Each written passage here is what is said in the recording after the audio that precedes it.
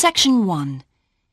You will hear a conversation between two friends called George and Nina about a summer music festival. First, you have some time to look at questions 1 and 2.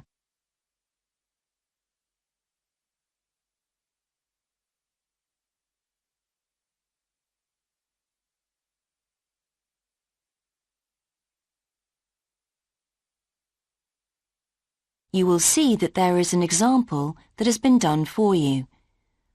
On this occasion only, the conversation relating to this will be played first. Hi, George. Glad you're back. Loads of people have phoned you. Really? I felt just like your secretary. Sorry. I went into the library this afternoon to have a look at a newspaper and I came across something really interesting. What?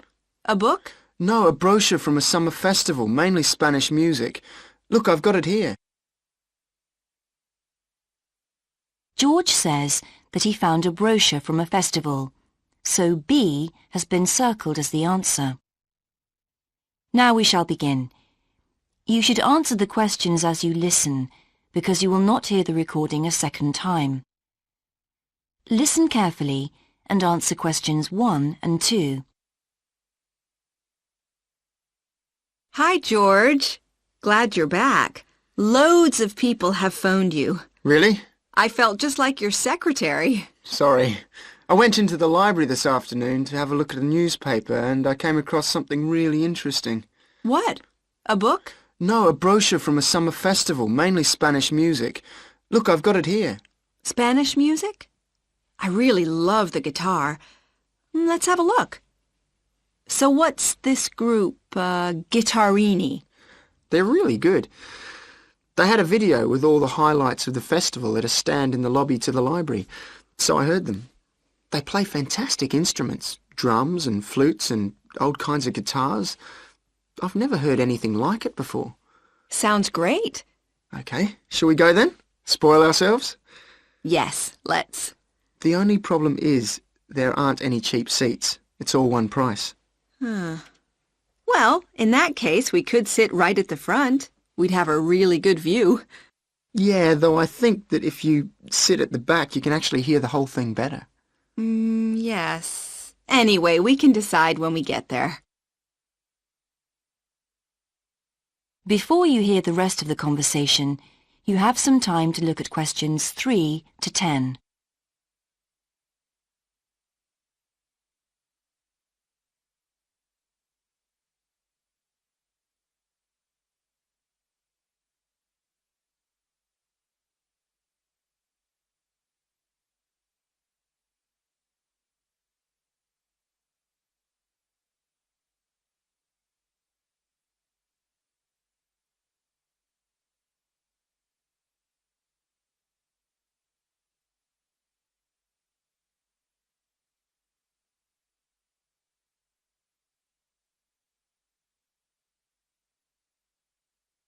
Now listen and answer questions 3 to 10.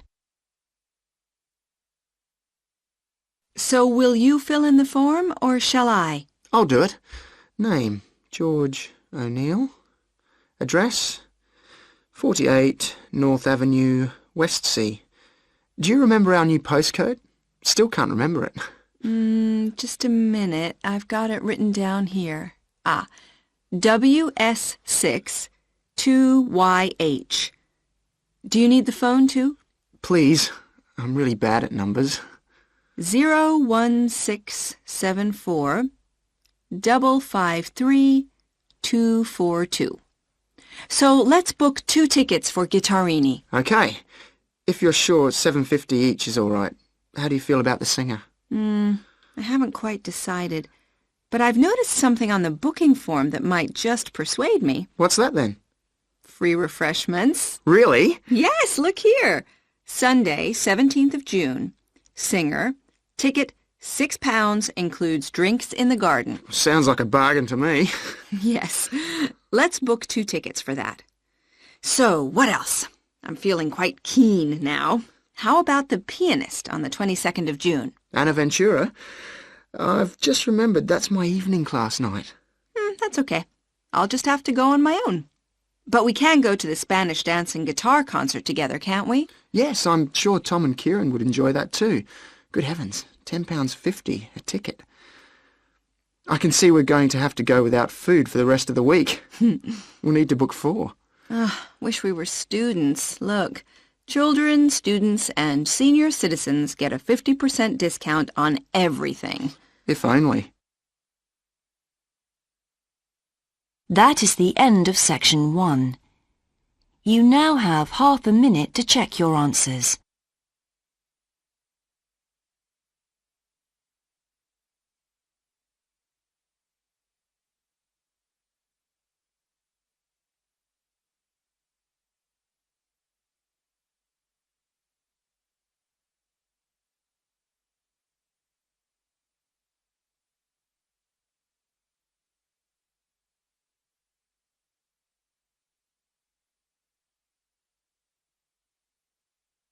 Now turn to section 2.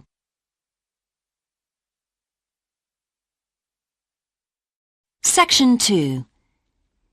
You will hear the education officer of a dinosaur museum giving information to some teachers who are planning a school visit.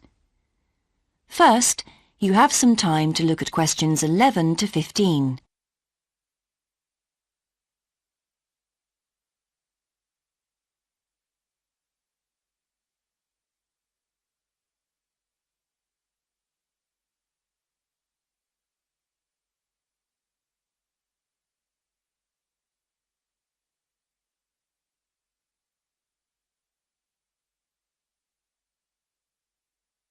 Now listen carefully and answer questions 11 to 15.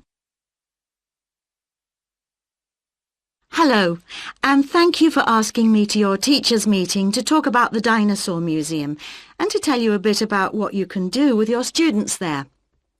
Well, let me give you some of the basic information first. In regard to opening hours, we're open every day of the week from 9 a.m. to 8 p.m. except on Mondays, when we close at 1:30 p.m. And in fact, the only day in the year when we're closed is on the 25th of December. You can book a guided tour for your school group any time that we're open. If you bring a school group to the museum, when you arrive, we ask you to remain with your group in the car park. One or more of the tour guides will welcome you there and brief you about what the tour will be about. We do this there because our entrance is quite small and we really haven't got much room for briefing groups in the exhibition area. As far as the amount of time you'll need goes, if you bring a school group, you should plan on allowing a minimum of 90 minutes for the visit. This allows 15 minutes to get on and off the coach, 45 minutes for the guided tour, and 30 minutes for after-tour activities. If you're going to have lunch at the museum, you will of course have to allow more time. There are 2 cafes in the museum with seating for 80 people. If you want to eat there, you'll need to reserve some seating, as they can get quite crowded at lunchtime. Then, outside the museum at the back, there are tables, and students can bring their own lunch and eat it there in the open air. Before you hear the rest of the talk, you have some time to look at questions 16 to 20.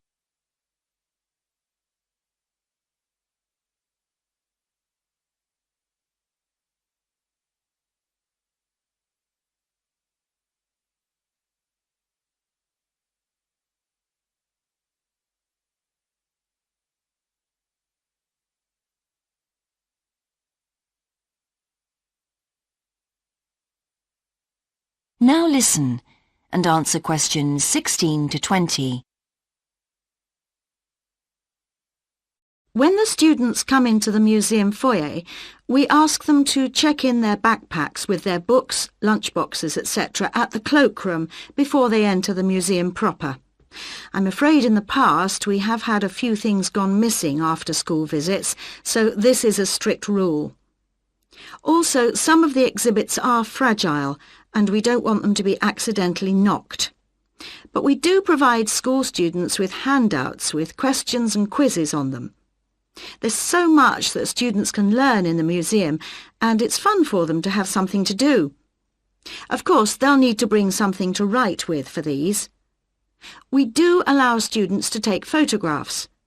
For students who are doing projects, it's useful to make some kind of visual record of what they see that they can add to their reports. And finally, they should not bring anything to eat into the museum or drinks of any kind. There are also a few things that students can do after the tour. In the theaterette on the ground floor, there are continuous screenings of short documentaries about dinosaurs which they can see at any time. We used to have an activity room with more interactive things like making models of dinosaurs and drawing and painting pictures, even hunting for dinosaur eggs. But unfortunately the room was damaged in a bad storm recently when water came in the roof, so that's closed at the moment. But we do have an IT centre where students have access to CD-ROMs with a range of dinosaur games. These games are a lot of fun, but they also teach the students about the lives of dinosaurs, how they found food, protected their habitat, survived threats, that kind of thing. And I think that's all I have to tell you. Please feel free to ask any questions if you would like to know anything else about. That is the end of section 2. You now have half a minute to check your answers.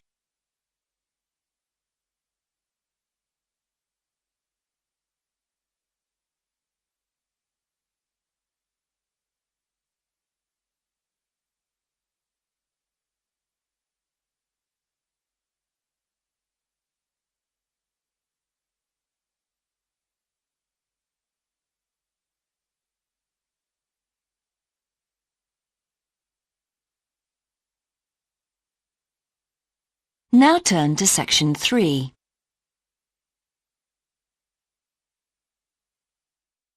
Section 3. You will hear a student called Sandra talking to her tutor about a draft proposal she has written for a competition. First, you have some time to look at questions 21 to 24.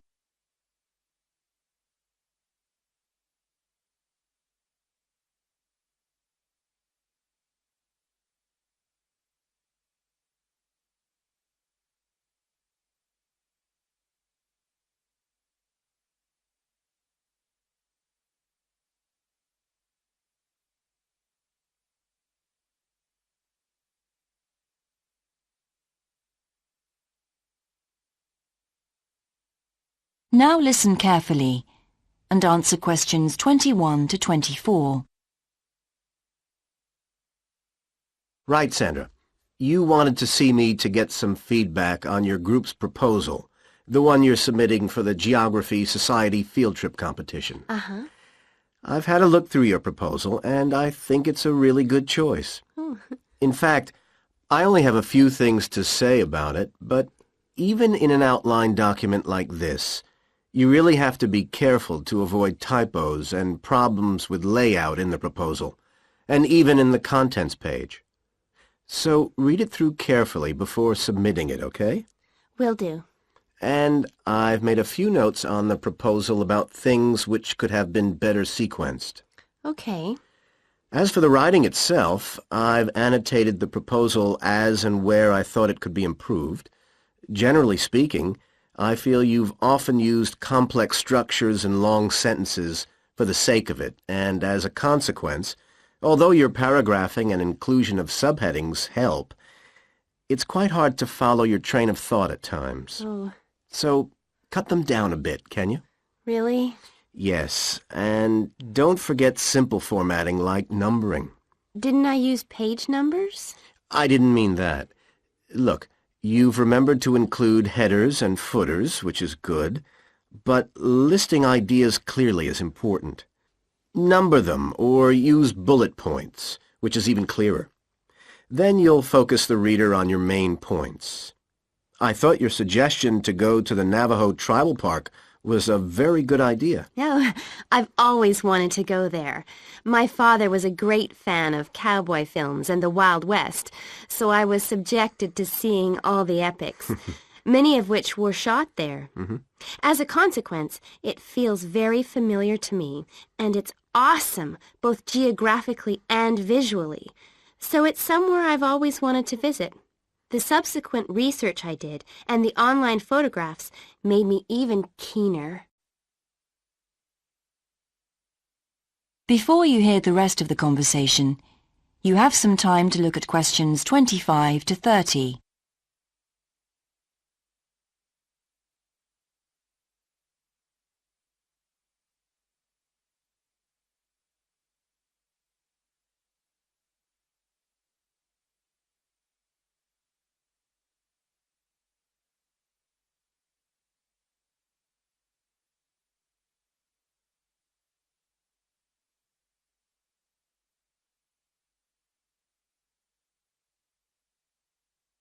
Now listen and answer questions 25 to 30.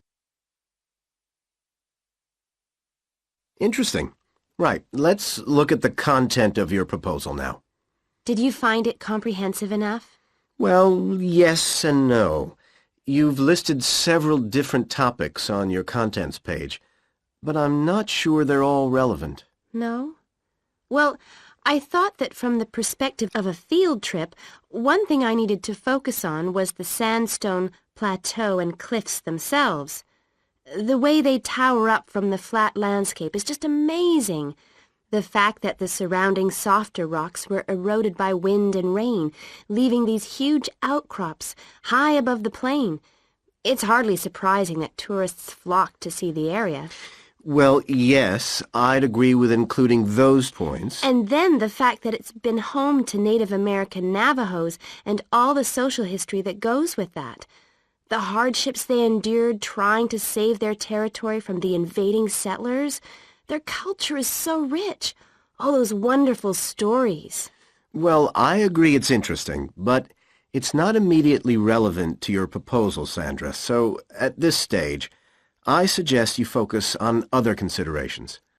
I think an indication of what the students on the trip could actually do when they get there should be far more central, so that certainly needs to be included and to be expanded upon.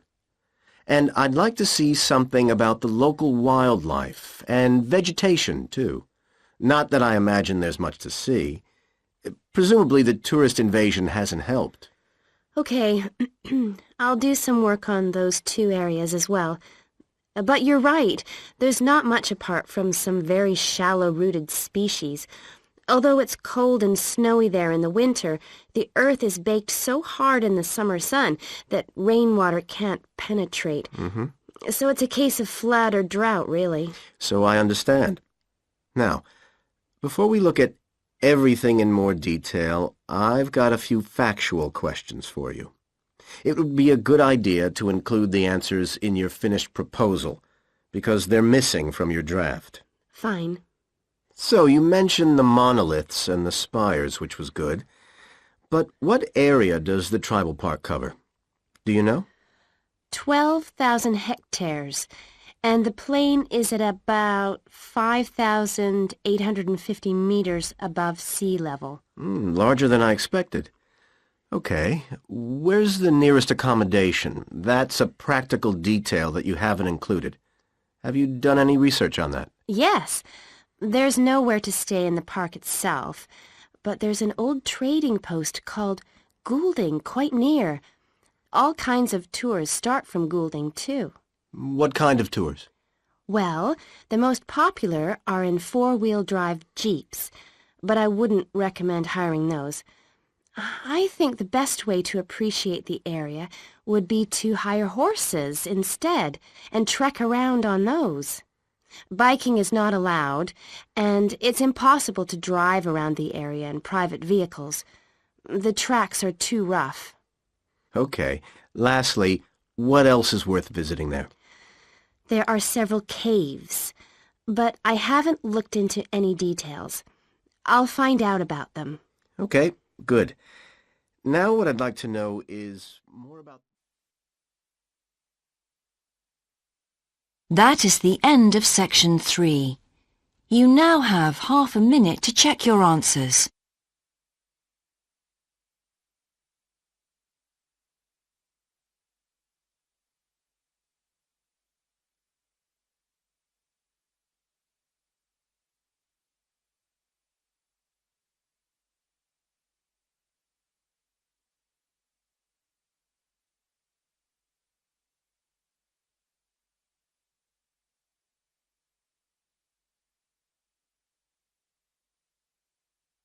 Now turn to section 4.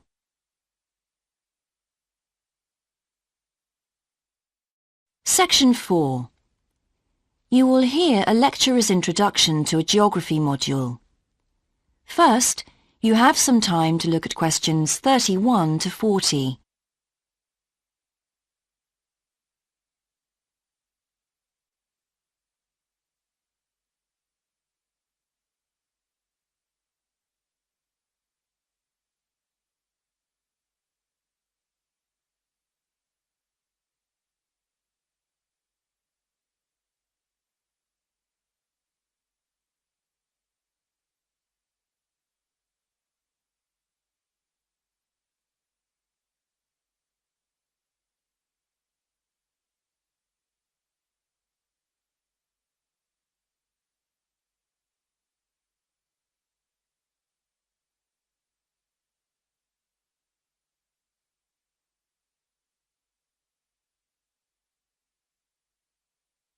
Now listen carefully and answer questions 31 to 40.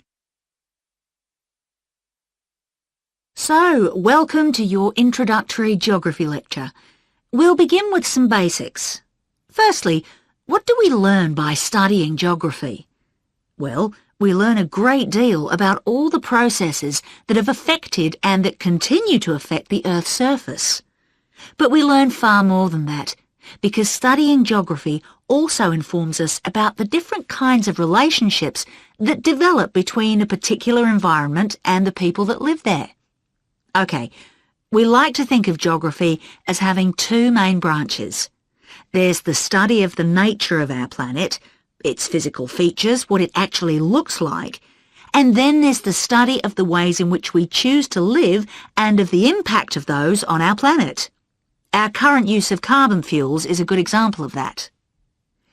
But there are more specific study areas to consider too, and we'll be looking at each of these in turn throughout the semester. These include biophysical geography, by which I mean the study of the natural environment and all its living things.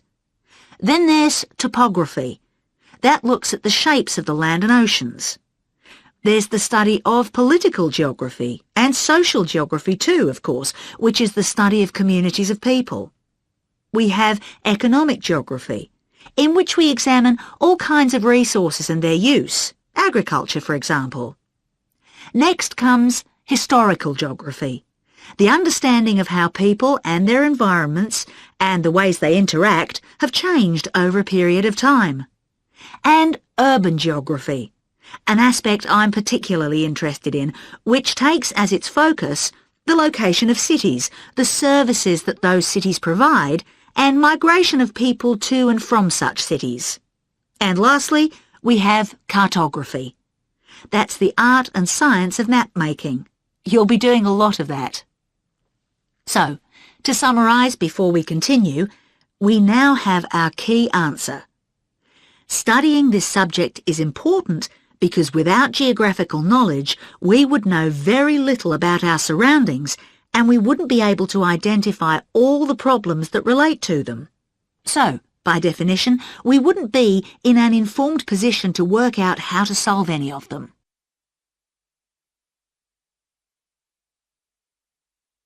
Okay, now for some practicalities.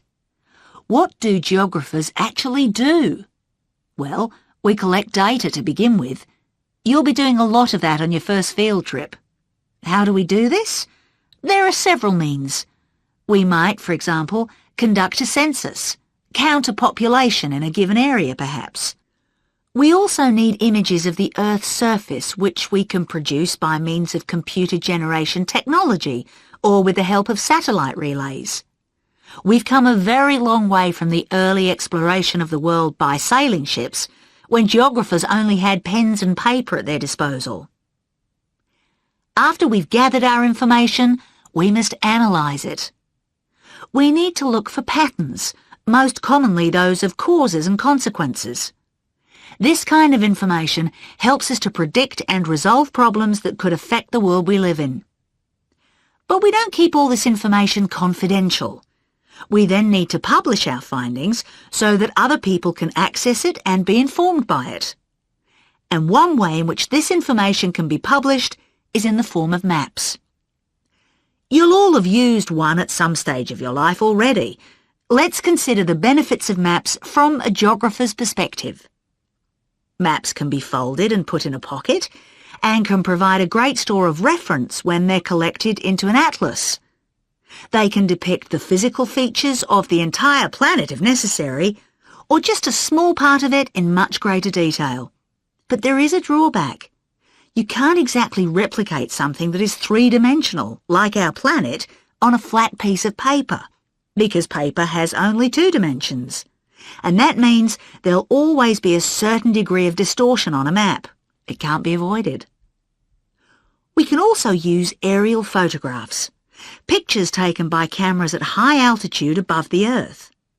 These are great for showing all kinds of geographical features that are not easy to see from the ground. You can easily illustrate areas of diseased trees, or how much traffic is on the roads at a given time, or information about deep seabeds, for example. Then there are Landsats.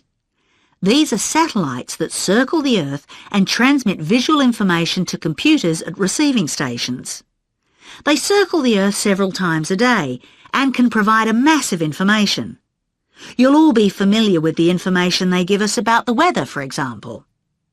So what we're going to do now is look at a short presentation in which you'll see all these tools. That is the end of section 4. You now have half a minute to check your answers.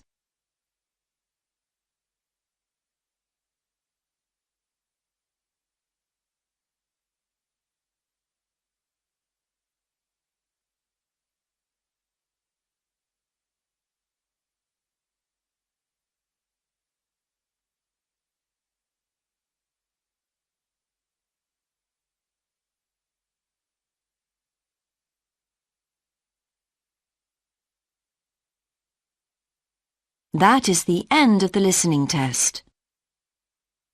In the Ielts test, you would now have 10 minutes to transfer your answers to the answer sheet.